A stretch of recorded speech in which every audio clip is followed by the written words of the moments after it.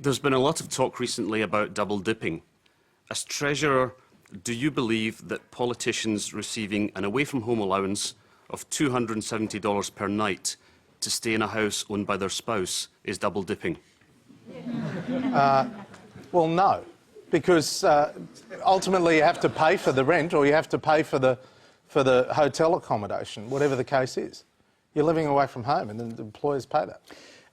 Yeah, I mean, you better clear this one up for us, because obviously we went and looked, we heard this question and we went and looked in the Daily Telegraph and have a whole story about you living in a house that your wife owns and I think your father, and you pay... I don't think he still owns it. I think well, the figures they had was you'd already claimed up to $100,000 or more than 100 relating to that. Did that actually go into the mortgage? Well, Tony, I don't know. I pay rent. And you know, if it's... Well, you pay rent. You pay rent to your wife. Hang on. Well, is there a problem with that? I'm asking you. No, well, you're making the point. Is there a problem with that? Because I would be paying rent to some other person as well. I could pay rent to you. Well, I would pay hotel fees or room fees. I suppose the Tony, question, what would you like? the question's raised here is whether people all over the country struggling to buy a home would find it acceptable that politicians get a taxpayer-funded subsidy for buying a house. Well, hang on. It's not a taxpayer-funded subsidy because we actually have to rent. So politicians that go to Canberra, they actually live in their electorates. And if they go to Canberra, they have to pay rent or they go to a hotel room, Tony. I don't know, does the ABC do that when you travel? They do, but the hotel's not owned by my wife. Well...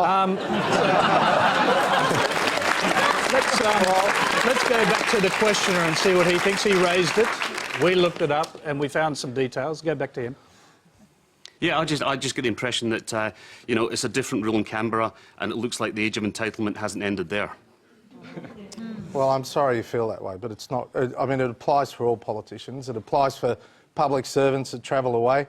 Whoever goes away on business has to pay hotel room fees or rental accommodation, whatever the case. I'm sorry you feel that way. And it's been a common practice on all sides of politics because ultimately most people want to have the same place over a number of years where they can leave their toothbrush at night. That's what you want. Instead of a hotel room or whatever the case, or renting different accommodation as people do. You know, you're away, I think I was away 185 days last year, and you try and have the same bed and you try and have the same place to leave a shirt.